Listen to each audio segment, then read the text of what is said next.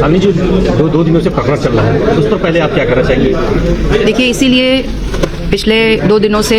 लगातार social media post और कुछ समाचारों के माध्यम से राजनीतिक हमला पूरे एक विद्वेष से जो है मेरे ऊपर किया जा रहा है। जिस प्रॉपर्टी पे मेरा ना कोई नाम है, ना मेरा जिससे कुछ लेना देना है, गलत तथ्यों को प्रस्तुत करके इस तरीके से प्रचारित किया जा रहा है कि जैसे वो कार्य सब मेरे संरक्षण में हो रहे थे और गिरफ्तारियां सब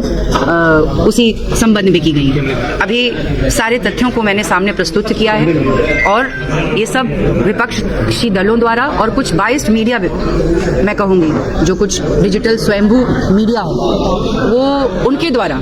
सिर्फ कुछ अपनी रीच बढ़ाने की जो एक होड़ है,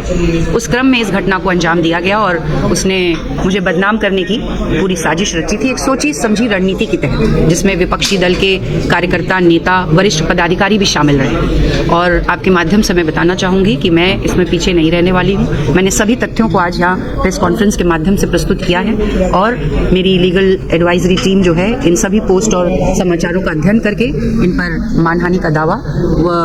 IPC एक्ट के तहत FIR दर्ज कराई। फ्लैट के मालिक अरुण यादव है, तो अरुण यादव से आपका क्या संबंध है मैडम? देखिए,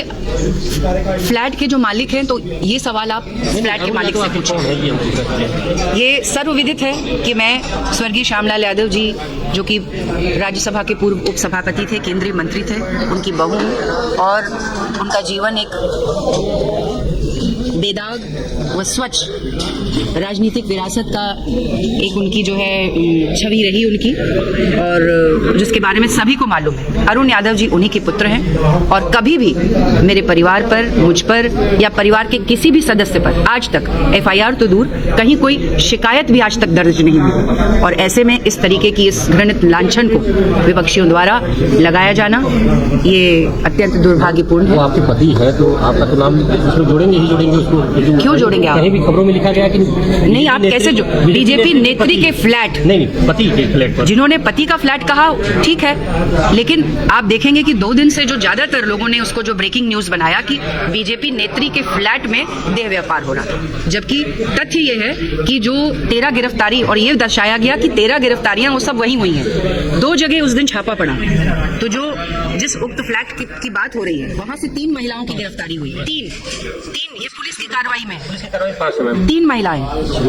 पुलिस की कार्रवाई में 3 महिलाओं का नाम आया है, जिन्होंने अपने को किराएदार का कर्मीगण बताया और उन्हें सिगरा थाने ले जाया गया और पूछताछ के बाद उन्हें छोड़ दिया गया। जो अन्य 10 गिरफ्तारी हुई, जिसमें महिला और पुरुष दोनों थे, वो कोई अन्य स्थान से थी, लेकिन सोशल मीडिया पर उसको इस तरीके से प्रचारित किया गया कि ये शालिनी यादव के फ्लैट में ही ये देह व्यापार हो रहा था और वहां से सारी गिरफ्तारियां हुई। मुझे आपत्ति, ये फ्लैट आपका नहीं, आपके पति का है। मैं अपनी बात करने के लिए यहाँ आई हूँ कि मेरा नाम कैसे आ जाता है किसी भी उस प्रॉपर्टी में जिससे मेरा लेना देना नहीं है, जिससे मेरा नाम नहीं है, और जिसका भी है वो जैसे भी संबंधित है, ये सवाल उससे किया जाना चाहिए। लेकिन मेरे नाम को खराब करना, एक महिला जो राजनीतिक जीवन में, सामाजिक जीवन में संघर्ष कर रही है, जनता की लड़ाई लड़ रही है, उस पर इस तरीके का राजनीतिक विद्वेष में, और वो भी ऐसे लोगों द्वारा लगाया जाना जो कि शहर से लेकर के राष्ट्रीय स्तर तक विपक्षी दलों के